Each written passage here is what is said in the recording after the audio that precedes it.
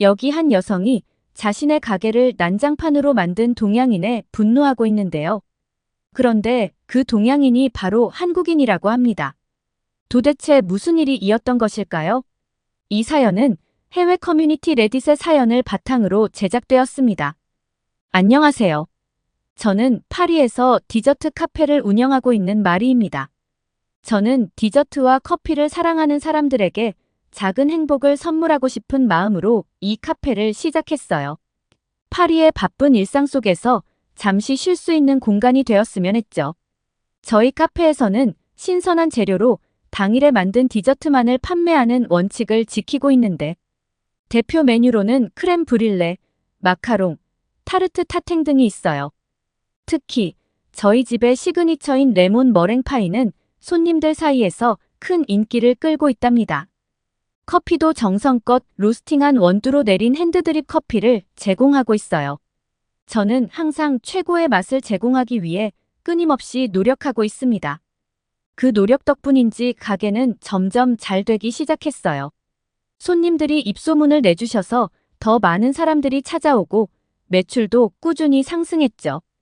인터넷 리뷰도 점점 많아지고 SNS에도 저희 카페가 소개되면서 더 많은 분들이 찾아오고 있었고 이곳이 파리에서 꼭 들러야 할 명소 중 하나가 되었다는 이야기를 들었을 땐 정말 뿌듯했답니다.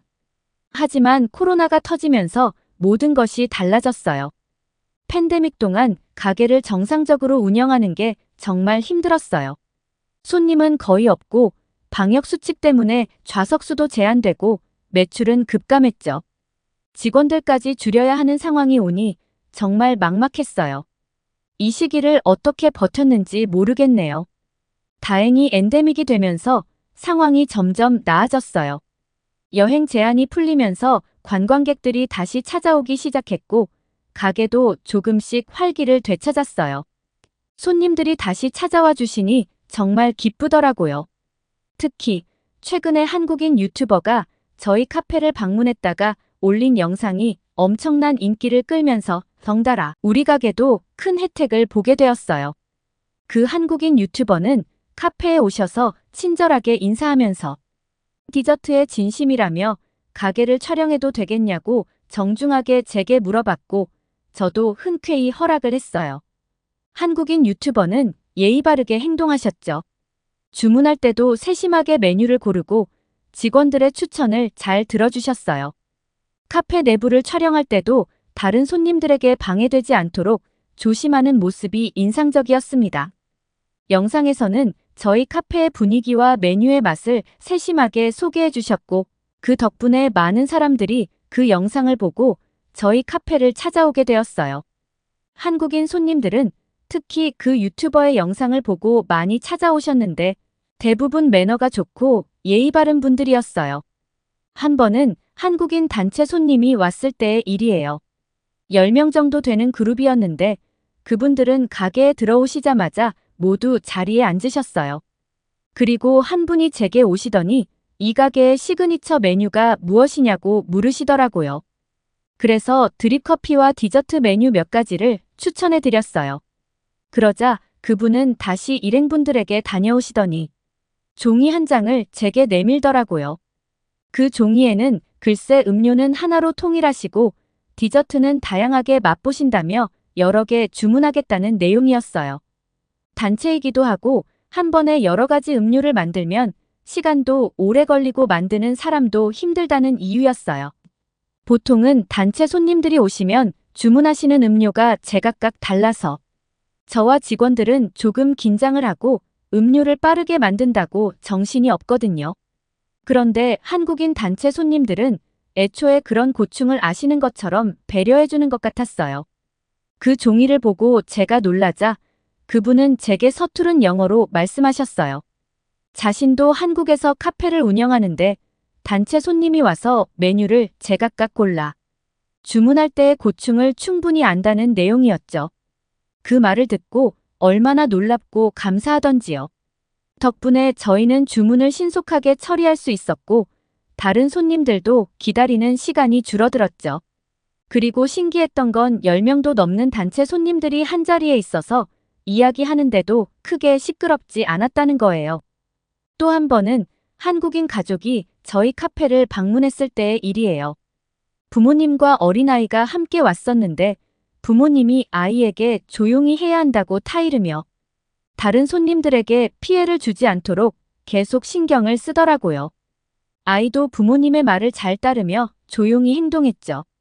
그리고 아이가 음료를 조금 흘렸을 때도 부모님이 바로 닦아주면서 공공장소에서는 항상 깔끔하게 해야 한다고 알려주셨어요. 아이도 그 말을 잘 듣고 테이블 위를 정리하려고 노력하는 모습이 정말 귀여웠습니다. 게다가 카페를 떠나기 전 부모님과 아이가 함께 테이블과 바닥을 깔끔하게 정리하는 모습을 보고 정말 놀랬어요. 아이는 자신이 흘린 작은 과자 부스러기까지 꼼꼼히 치우고 의자를 원래 자리로 돌려놓더라고요. 그리고 그렇게 정리하고 나서 한국인 가족은 감사합니다라는 인사까지 놓치지 않았습니다. 제가 카페를 운영하면서 다양한 국적의 손님들을 만나게 되지만 한국인 분들은 기본적으로 타인을 배려하고 존중하는 자세가 깔려 있는 것 같아요. 언제나 매너가 좋으시고 스타일도 정말 세련되었어요. 깔끔하고 단정한 옷차림에 개성 있는 스타일인데 그들의 패션을 보면 정말 신경을 많이 썼다는 것을 느낄 수 있어요. 단순히 멋을 부리는 것이 아니라 상황과 장소에 맞게 옷을 입는 그들의 센스가 돋보이더라고요. 한 번은 한국인 손님이 입고 온 티셔츠가 너무 예뻐서 어디서 살 수 있냐고 염치불구하고 물어본 적도 있다니까요. 또한 한국인 손님들은 매너도 뛰어나세요. 카페에 들어오실 때 인사를 먼저 건네는 동양인의 99%는 거의 한국인이셨어요. 그래서 한국인 손님이 오시면 더 잘해드리고 싶은 마음이 생겨서 서비스 하나라도 더 챙겨드리려고 노력했습니다. 저희 카페가 점점 더 승승장구할 수 있었던 이유도 바로 한국인 손님 덕분이니까요. 그런데 새로운 문제가 생겼어요. 한국인들의 사이에서 저희 카페가 핫플레이스로 떠오르면서 덩달아 중국인 관광객들이 많이 오기 시작했는데 이분들 때문에 다른 손님들이 불편해하는 경우가 많이 생겼거든요. 바로 냄새 때문에 불만을 호소하는 일이 많아졌습니다. 물론 사람마다 체취가 있고 음식이나 생활 습관에 따라 냄새가 날 수 있어요. 예를 들어 유럽인들도 매일 샤워를 하지만 특정 음식과 생활 습관 때문에 특유의 냄새가 나기도 하죠. 하지만 인종 특유의 냄새와 개인 위생 문제로 인한 냄새는 다르잖아요. 중국인 손님들 중 일부는 개인 위생이 부족해서 나는 냄새가 문제였어요. 같은 아시아인인 한국인 손님들은 그런 냄새는 전혀 안 나던데 말이죠. 그렇다 보니 다른 손님들이 냄새 때문에 많이 힘들다고 호소하는 편이었습니다. 제 카페의 리뷰에도 카페 분위기도 좋고 디저트와 커피도 너무 맛있지만 옆 테이블의 중국인들의 냄새 때문에 힘들었다며 점수를 깎았다는 내용이 올라올 때면 너무 당황스러웠어요. 차라리 저희 커피 맛이라든지 제가 개선할 수 있는 영역의 문제점이라면 겸허히 받아들이겠지만 이건 중국인들의 특성이라 제가 어떻게 할 수 없는 부분이잖아요. 그래서 중국인 손님들이 오면 카페 내 창문을 활짝 열거나 공기청정기를 풀가동시켰어요. 하지만 그것도 날씨가 춥거나 더우면 소용없는 해결 방법이긴 했습니다. 그런데 중국인 손님들은 총체적 난국이었습니다. 한 번은 중국인 손님들이 가게에서 너무 시끄럽게 떠드는 바람에 단골 손님들까지 떠나보내야 한 적도 있습니다. 중국인들은 목소리가 왜 이렇게 큰지 고민할 정도였어요. 이런 일들이 계속 반복되다 보니 정작 제 가게를 찾던 단골 손님들이 불편을 겪는 상황이었고 특히 제 가게에 일주일에 한 번씩은 오셔서 커피와 디저트를 즐기시던 분이 계셨는데 그분이 말하시길 중국인들 때문에 카페에 조용한 감성이 없어졌다며 마치 카페가 돗대기 시장이 된 것 같다고 하셨습니다. 불행히도 그분의 말씀이 맞아요. 카페에 들어왔다가 중국인들이 점령한 돗대기 시장 같은 시끌벅적한 분위기에 놀라서 발길을 돌리신 손님들이 점점 더 늘어났거든요. 그런데 아마 많은 분들이 중국인 단체 손님을 받으면 매출 상승에는 더 좋지 않냐고 생각하실 텐데요. 말도 마세요. 한 번은 중국인 단체 손님들이 10명이 와서 메뉴를 하나도 시키지 않고 카페에서 쉬다 가겠다며 자리만 차지한 적도 있어요. 처음엔 인원이 많아서 메뉴를 정하느라 주문하는데 시간이 오래 걸리나 보다 하고 기다렸어요. 그런데 그게 아니더라고요. 그들은 더운 날씨에 그저 잠시 쉬어갈 시원한 공간이 필요했고 그곳이 저희 카페였던 것입니다. 저희가 계속 주문을 요청드리자 그제야 커피 3잔과 디저트 2개를 주문하셨는데 배가 불러서 나눠 먹어야겠다며 컵과 포크를 더 달라고 하시더라고요. 그렇게 주문한 커피와 디저트를 조금씩 나눠 먹으며 2시간이나 자리를 차지하고 있었습니다. 그분들은 싸우는 것 같은 큰 목소리로 떠들며 사진을 찍겠다며 매장 곳곳을 우르르 돌아다니는 바람에 다른 손님의 테이블을 건드려 커피를 쏟는 일도 있었습니다. 피해를 입은 손님은 중국인들에게 항의했지만 중국인들은 대충 미안하다는 제스처를 취한 뒤 자리로 돌아가 버렸고 그 모습을 본 제가 그 손님께 죄송하다며 커피를 다시 만들어 드렸어요. 게다가 2시간 뒤에 그 중국인 단체 손님들이 떠나고 난 후의 모습은 정말 충격적이었어요. 테이블 위에는 커피잔과 디저트 접시가 어지럽게 널려 있었고 쓰레기가 가득했어요. 심지어 외부 음식을 가져와서 먹기까지 했더라고요. 그리고 그들은 도대체 어디를 걷다 왔는지 하얀 대리석 바닥은 새까맣게 더러워져 있었어요. 바닥 청소를 하는 데만 한참이 걸렸답니다. 게다가 그분들이 떠난 후에도 문제는 계속됐습니다. 다른 손님들이 그 자리에 앉기를 꺼려했기 때문에 자리를 정리하고 깨끗하게 청소하는데 시간이 더 걸렸어요. 그 사이에 들어온 손님들은 마땅히 앉을 자리를 찾지 못해 불편해했고요. 이러니 매출에는 도움이 되지 않았고 오히려 중국인 손님들을 받고 나면 후처리를 하느라 정작 가게를 찾아주신 단골 손님들이 불쾌한 경험을 하고 돌아가게 되죠. 상황이 이렇다 보니 가게 운영이 다시 어려워질까 걱정이 되더라고요. 그리고 그런 중국인들을 자주 보다 보니 그 이후부터 중국 손님들만 들어오면 신경이 곤두섰습니다. 이제는 카페 문을 열고 들어오는 동양인들을 보면 중국인인지 아닌지 구분을 할 수 있는 능력이 생겨버릴 지경이죠. 저도 이런 능력을 갖고 싶진 않았어요.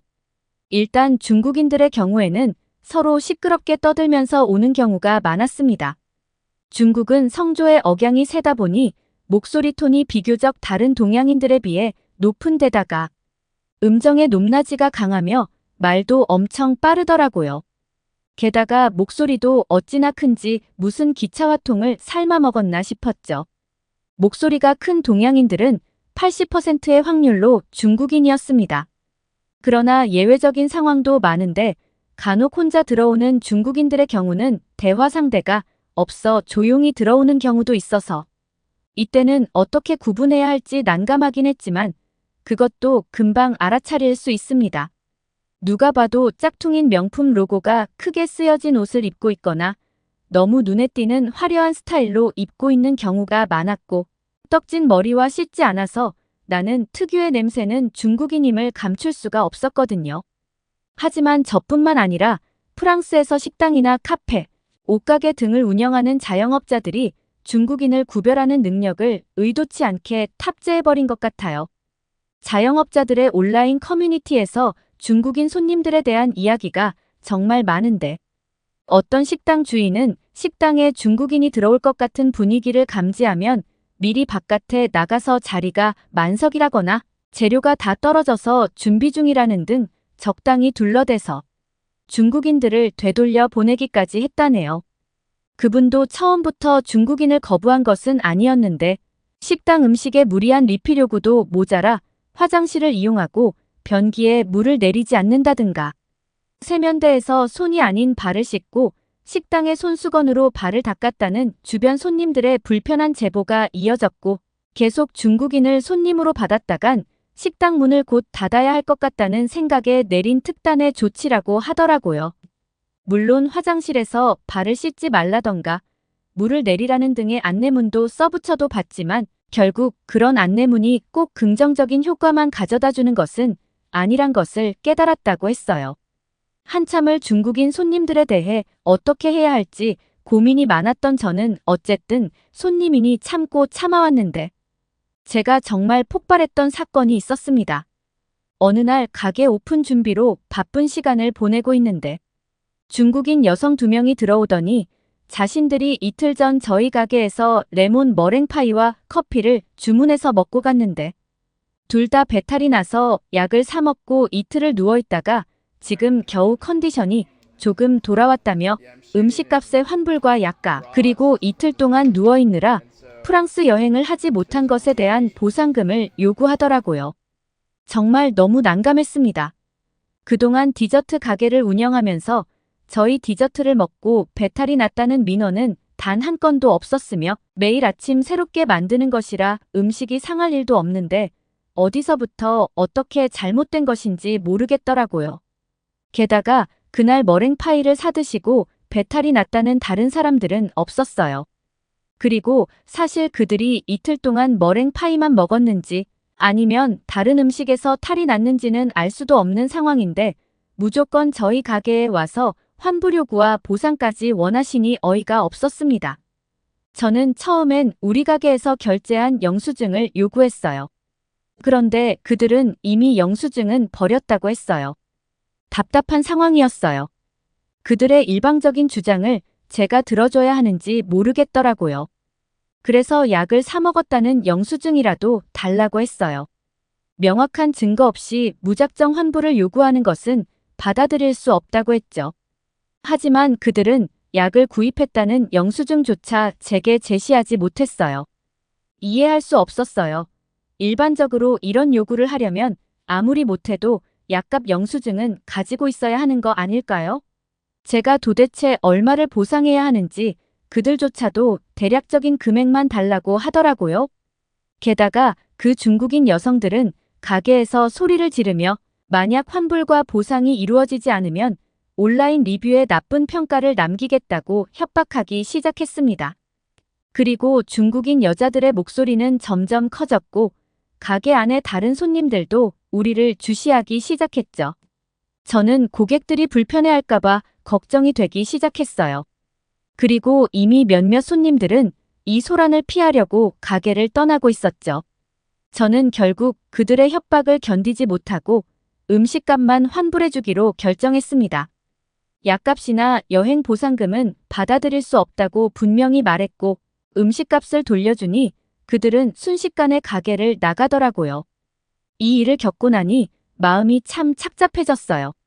그동안 디저트 카페를 운영하면서 손님들에게 최대한 좋은 서비스를 제공하려고 노력하지만 제 마음을 악용당한 기분이 들었거든요. 그리고 저도 마음을 먹었습니다. 더 이상 제 가게가 중국인들 때문에 엉망이 되는 걸 원치 않았거든요. 그래서 결국 중국인 손님들을 받지 않기로 결심했죠. 그리고 자영업자 커뮤니티에서 무료로 배포해주던 중국인 출입금지 안내문을 가게에 붙였더니 그 안내문 때문인지 그 이후로 카페는 다시 평온해졌고 중국인 손님들이 오지 않으니 제 마음도 한결 여유로워졌어요. 그러던 어느 날 정말 소름 끼치는 일이 발생했어요. 한 남자가 가게에 들어왔는데 저는 그 사람이 한국 사람인 줄 알았습니다. 그는 한국어로 된 책을 들고 있었고 옷차림도 깔끔하고 세련된 한국 스타일이었거든요. 중국인들이 흔히 보이는 후줄근하거나 과하게 화려한 패션과는 달랐습니다. 그의 머리 스타일도 앞머리를 내리고 깔끔하게 정돈한 모습이 한국 남자 스타일과 비슷했습니다. 그리고 결정적으로 한국어를 구사했어요. 그래서 저는 이 남자가 한국인이겠거니 하고 주문을 받았는데 10분도 안 되어 크게 후회하고 말았습니다. 그는 커피를 한 잔 시키고는 화장실을 사용해도 되냐고 물었어요. 저는 흔쾌히 허락했습니다. 그런데 그가 화장실에 들어가고 나서 한참이 지나도 나오지 않더군요. 조금 걱정이 되기 시작할 때쯤 그는 아무 일 없다는 듯이 나와서는 책을 챙기고 가게를 떠났어요. 그런데 화장실을 확인하러 갔을 때 정말 깜짝 놀랐습니다. 화장실이 엉망진창이 되어 있었거든요. 변기는 막혀 있었고 물은 넘쳐 흘렀으며 휴지와 쓰레기가 바닥에 널브러져 있었습니다. 청소를 하느라 한참을 고생해야 했죠. 그 후 저는 CCTV를 확인해 보았습니다. 그 남자는 분명히 한국 사람처럼 보였지만 행동이 수상쩍었어요. 자세히 보니 한국어 책을 들고 있었던 것도 일부러 그런 것 같았고 옷차림도 일부러 신경 쓴 것처럼 보였어요. 그는 화장실을 그렇게 엉망으로 만들고는 아무 일 없다는 듯이 도망간 거였죠. 그 사건 이후 저는 자영업자 커뮤니티에 이 이야기를 올려서 하소연을 했습니다. 그러자 비슷한 일을 겪은 다른 자영업자들이 댓글을 달기 시작했어요. 알고 보니 결국 그는 한국인으로 위장한 중국인이었던 것입니다. 그는 중국인을 거부하는 식당이나 카페, 옷가게만 골라서 저렇게 골탕을 먹이면서 돌아다녔다고 해요. 그들은 일부러 한국인처럼 행동하거나 다른 동양인으로 위장해 들어와서 가게를 엉망으로 만들고는 사라지는 식으로 보복을 하고 있었어요. 그러다 최근에 한 가게에서 한국인 행세를 하다가 들통이 나서 망신을 당하고 업주의 영업방해 신고로 경찰에 인계되었다고 하네요. 물론 제가 중국인이었다면 저도 기분이 나쁠 만하고 어떻게든 복수하고 싶었을 것 같기도 합니다만 저희도 처음부터 중국인을 거부한 것은 아니잖아요. 하지만 중국인 손님들을 받다 보면 결국 피해를 보는 것은 프랑스 자영업자와 다른 손님들입니다. 한국인 손님들처럼 매너 있고 예의 바르게 행동하면 중국인을 거부할 일도 없을 거예요. 저희도 누구에게나 좋은 서비스를 제공하고 싶지만 중국인 손님들로 인해 다른 손님들이 피해를 받는 상황을 그냥 두고 볼 수는 없으니까요. 저도 먹고 살아야 하니 어쩔 수 없이 이런 결정을 내리게 되었어요. 같은 동양인인데도 한국인 손님들과 중국인 손님들의 차이는 너무 커요. 한국인 손님들은 항상 타인을 배려하고 공공장소에서 예의를 잘 지켜주시는데 중국인 손님들의 행태는 정말 최악이잖아요. 하루빨리 중국인 손님들도 한국인 손님들을 보고 배워서 기본적인 매너를 갖추고 다른 사람들을 배려하는 마음을 가졌으면 좋겠습니다. 오늘의 사연 어떠셨나요? 해외에서 중국인들이 한국인 행세를 한다는 뉴스를 종종 들은 적이 있고 이런 이야기를 들을 때면 한국인으로서 참 씁쓸하고 억울합니다. 그들이 왜 그런 선택을 하는지 이해할 수 없지만 결과적으로는 한국인들이 쌓아온 좋은 이미지를 해치는 일이니까요. 중국인 손님들도 기본적인 매너와 예의를 지켜서 자신들의 이미지도 개선해 나가길 바랍니다. 끝까지 시청해 주셔서 감사합니다. 오늘의 사연이 좋으셨다면 구독과 좋아요를 눌러주세요. 여러분의 구독과 좋아요는 영상 제작에 큰 힘이 됩니다. 더욱더 감명 깊은 사연으로 찾아뵐게요.